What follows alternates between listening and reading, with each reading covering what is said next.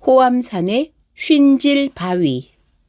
순천시 해룡면 서안마을 뒤로는 호암산이 있는데 이곳에는 성윤문 장군에 관한 일화가 전해 내려온다. 성윤문이 어렸을 때 또래들과 이곳 바위에서 무예를 연마하였다. 말이 무예 연마지 실은 어렸을 때 다들 하고 노는 칼싸움 정도라고 보면 된다. 다만 다른 것이 있다면 어설픈 나무 막대기로 하는 것이 아니라 제법 목권 모양을 내었다는 것이다. 또래 가운데 성윤무는 몸도 날랠 뿐 아니라 기지 또한 있어서 항상 무리를 이끌었다. 더러는 머리 하나는 더 큰 몇 살 위 형들하고도 맞설 만큼 강단진 데도 있었다.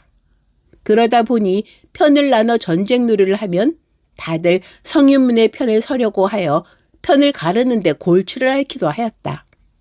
호암산에는 쉰질 바위라 불리우는 커다란 바위가 있다.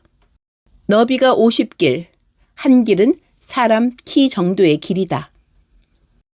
너비가 50길이나 된다 하여 쉰질 바위이기는 하지만 정말 50길이나 되는 것은 아니었다.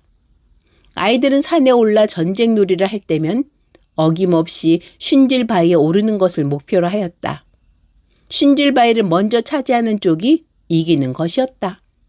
그러던 어느 날, 그날도 편을 갈라 전쟁 놀이를 하고 있는데 갑자기 비가 쏟아졌다.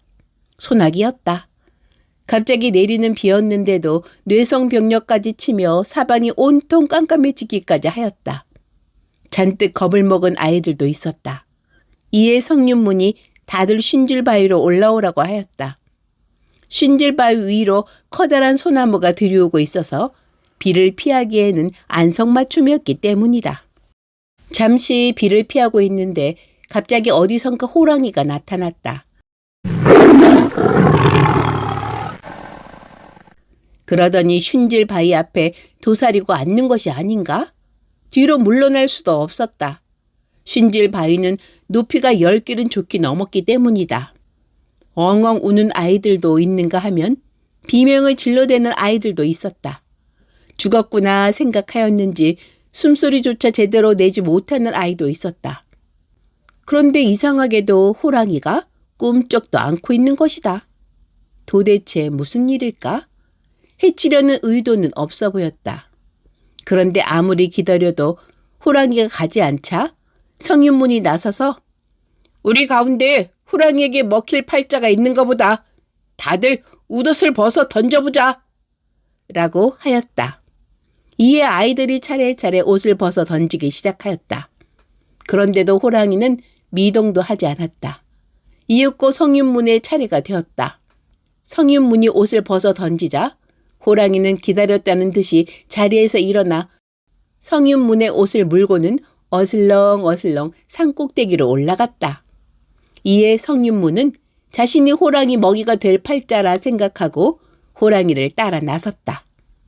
자신만 따라 나선다면 다른 친구들은 무사할 것이라는 생각 때문이기도 하였다. 친구들은 호랑이를 따라 나서는 윤문이 불쌍해서 눈물을 흘리면서도 벌벌 떨며 어쩔 줄을 몰라 하였다. 그런데 성윤문이 호랑이를 따라 나선 지 불과 10걸음도 되지 않은 사이에 갑자기 번쩍하더니 바위에 벼락이 떨어져 쉰질 바위가 산산조각이 났다. 그야말로 눈 깜짝할 사이였다. 그 바람에 쉰질 바위에 있던 친구들은 모두 죽고 성윤문만 목숨을 구하게 되었다. 그때 쉰질 바위가 부서져 지금의 크기가 되었고 지금도 쉰질 바위 및 여기저기에 당시의 파편들처럼 보이는 부스러기들이 흩어져 있다. 그 뒤로 산 이름을 호암산이라 하였고 쉰질 바위도 범바구라 부르게 되었다. 호암산에 있는 쉰질 바위는 10m쯤 깎은 듯이 서 있는데 지금도 넓이가 10평가량 되고 마치 대패로 깎은 듯이 반듯하다. 성윤문은 어려서부터 말을 잘 타고 활을 잘 쏘아 선조 때 무과에 급제하였다. 경상 우수사, 제주 목사, 진주 목사 등을 역임하고 한성, 판윤 등 요직을 두루 거쳤다. 임진왜란 당시 권율 장군 휘하에서 무공을 세워 1등 공신으로 선무원 종훈에 등재되기도 하였다. 해룡면 소암마을 뒷산에 성윤문 장군의 묘가 있다. 그러나 그가 제주 목사로 있을 때 학정을 펼쳤는지 혹은 올곧은 사람이어서 그로 인한 피해를 입은 사람들이 있었는지 몰라도 성윤문이 죽은 후 제주도 사람들이 그의 묘를 파헤치려고 이곳까지 찾아왔다가 뜻을 이루지 못한 채 비석만 부숴서 마을 여기저기 흩어놓은 채 돌아갔다고 한다.